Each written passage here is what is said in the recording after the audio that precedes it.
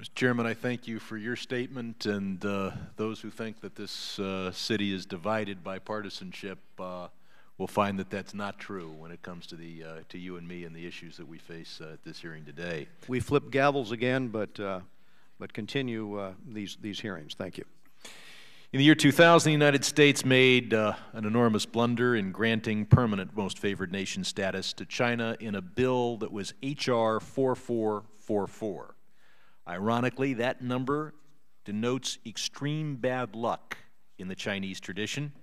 Of course, the bad luck has all been ours. The U.S.-China trade deficit swelled from $83 billion, already outrageous in the year 2000, to a record high of $273 billion in 2010.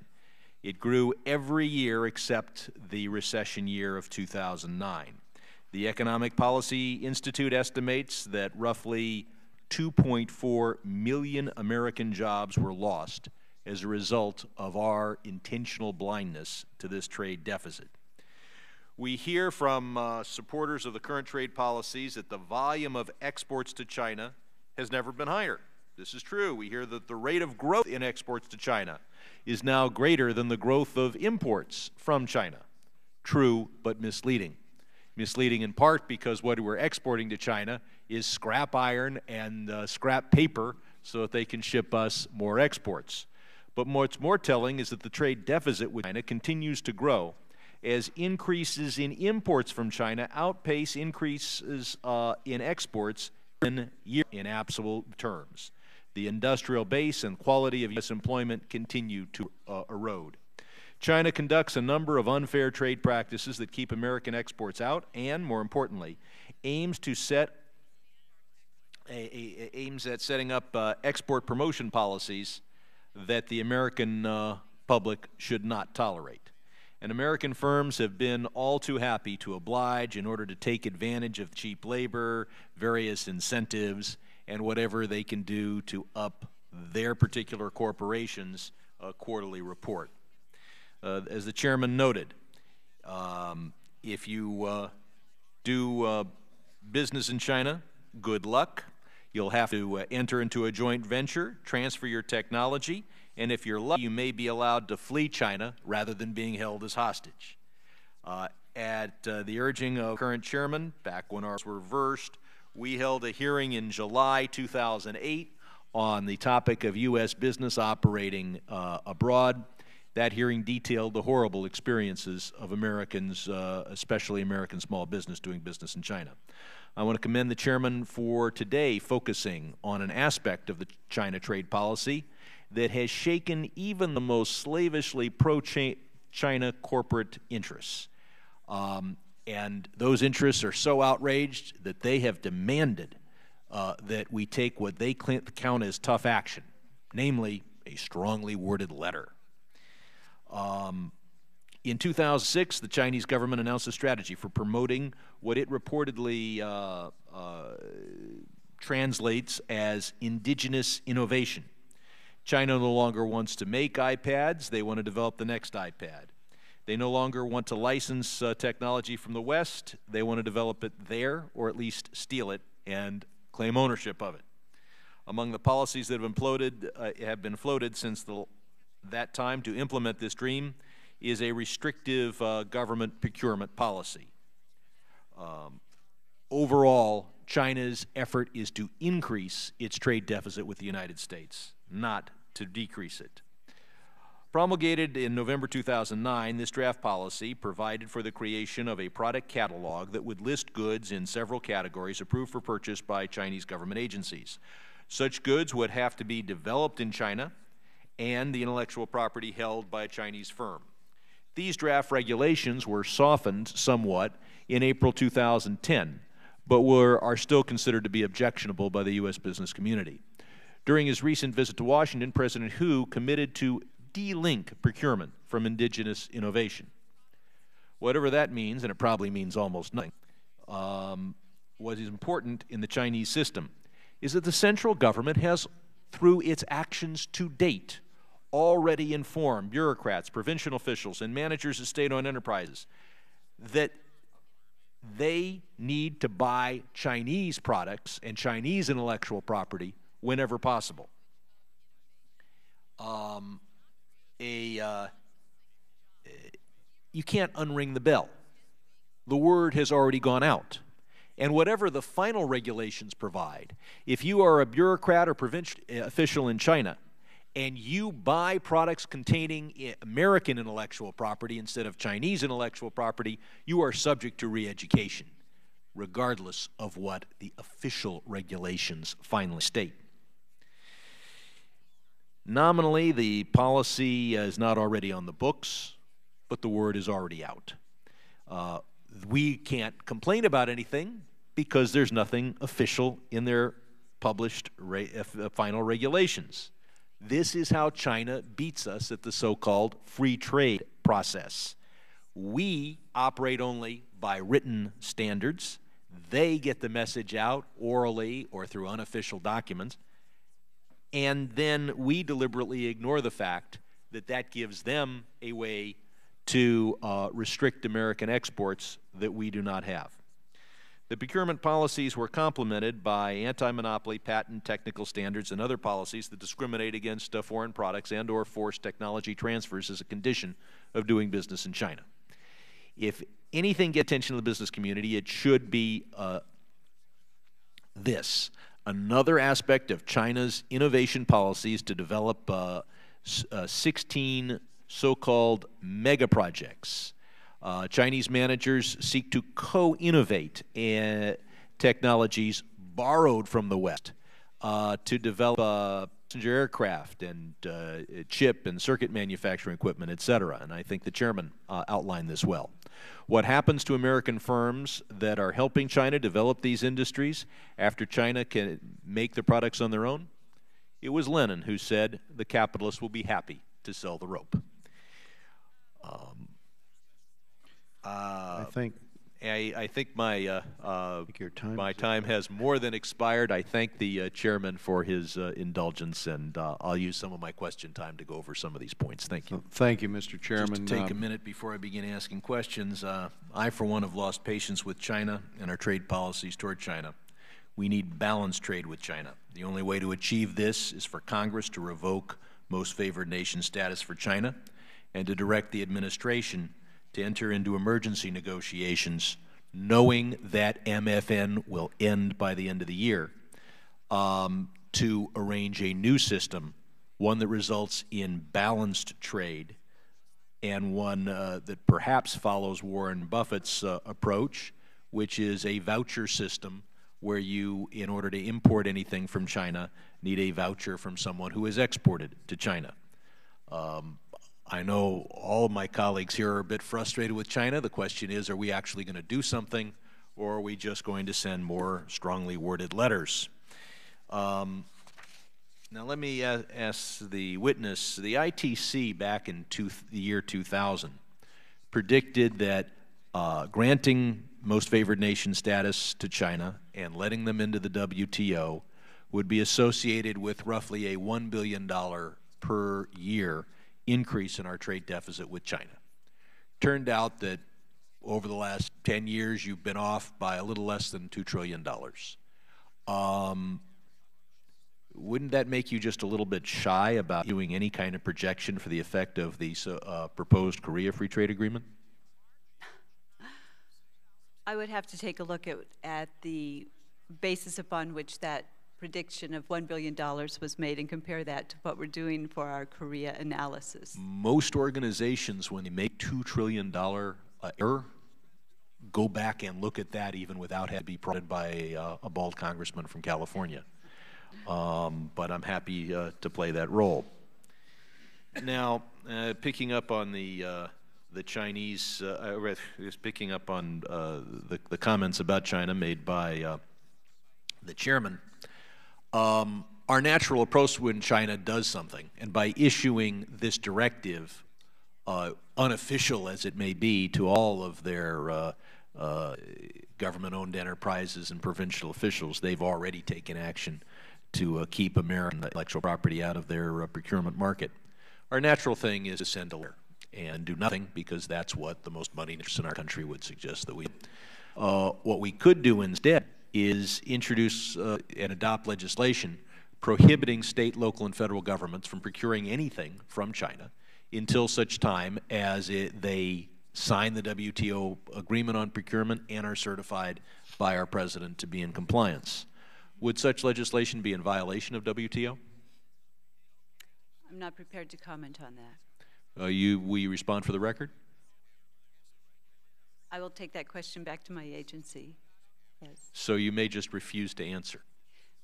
No, sir, I just don't know the answer. I know, but you'll go to your agency and then respond for the record, or are you committing to get me an answer? Yes, sir, I am. Okay, okay. I am. Now, looking at the Korea Free Trade Agreement, you have made an estimate that it would reduce our trade deficit slightly. Now, the agreement allows for products such as automobiles, automobile parts, ships, electronics, iron and steel to be 60% made in China and then only 35% made in South Korea. And then the work done in South Korea can be done by Chinese guest workers in barracks. Does your estimate as the effect that the Korea Free Trade Agreement will have on U.S. balance of payments reflect those two factors? That is to say, the 65% made in China, 35% made in Korea, access that this gives the Chinese, and does it reflect the fact that South Korean firms can use grossly underpaid Chinese guest workers for products shipped to the United States? Are either of these in your estimate on the Korea Free Trade Agreement? The employment, the guest workers calculation is not. The rules of origin related to the percentage of parts that are sourced from various places is captured in a larger factor in our model analysis that looks at non-tariff measures. I don't think you're off by a couple $1 trillion per decade, but you're off because this Korea Free Trade Agreement gives open access to the U.S. market to goods produced by Chinese labor, 65% in China, 35% guest worker in South Korea. And I hope you would revise your estimates. And not only does it give Chinese labor free access to U.S. markets, it does so without China making a single concession to the United States, and they get a free trade agreement in effect, and the resulting trade imbalance will be attributed to the South Koreans rather than the Chinese. There is nothing more beautiful about a trade agreement for China than you couldn't have a more beautiful agreement for China than the U.S.-South Korea Free Trade Agreement. I do want to mention a word or two about the bill I'll be reintroducing. Which I mentioned before you came in, and I support, Mr. Chairman. Thank you, because, Madam Chair, I've been here for a while. This is not the first gripe session I've been to about China. I've been to these for 15 years, and one option you'll have and other new members of Congress will have is to join for another 15 years of gripe sessions. You'll also have the joy of the sign-on letters where you can send letters to the Chinese embassy and sign your name. And if you think that accomplishes something, more power to you. But the other approach is for us to force a crisis in this relationship, because I think we already have a crisis for the United States. 6 months, end MFN for China, and tell the Chinese that if they want to export $400 billion worth of goods to the United States, they're going to have to import $400 billion of goods from the United States. A balanced trade agreement with China will hopefully be the result, but we're certainly not going to get such an agreement from them as long as they have free access to the U.S. market under the conditions partially described by today's hearings.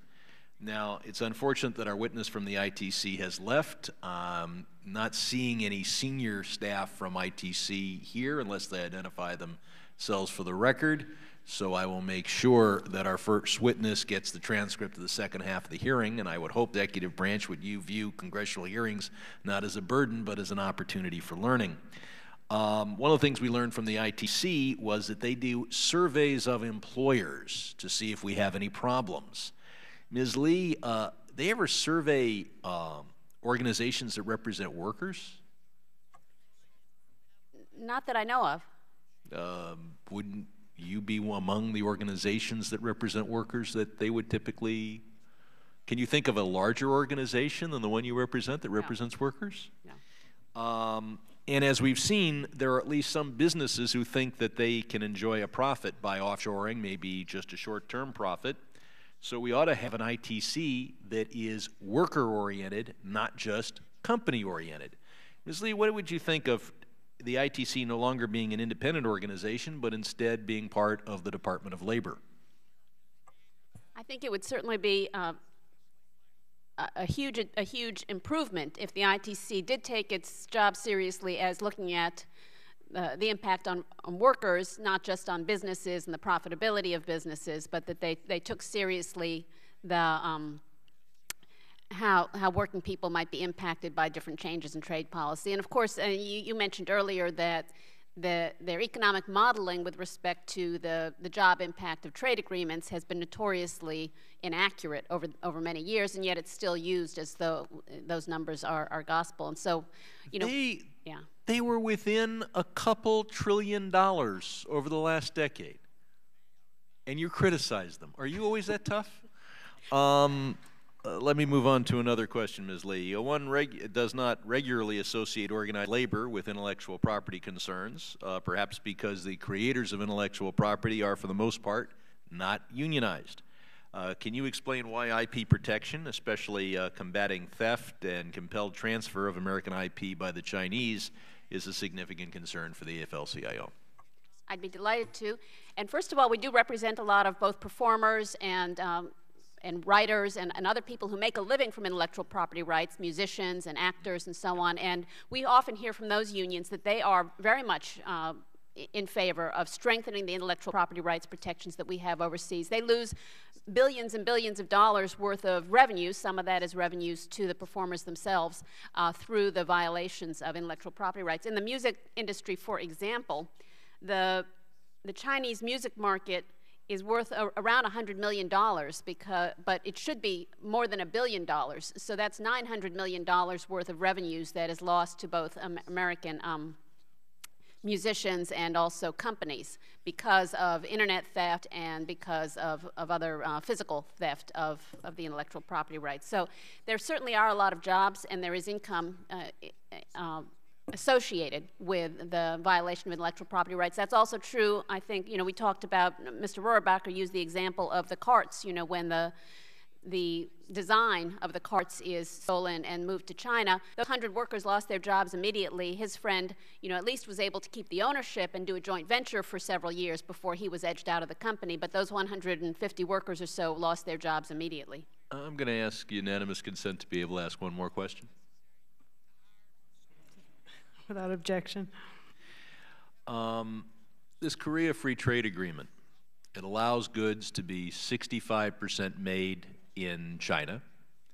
For certain classes of goods, that percentage is different, but 65% is what applies to auto, ships, electronics, boilers, aluminum, iron, steel.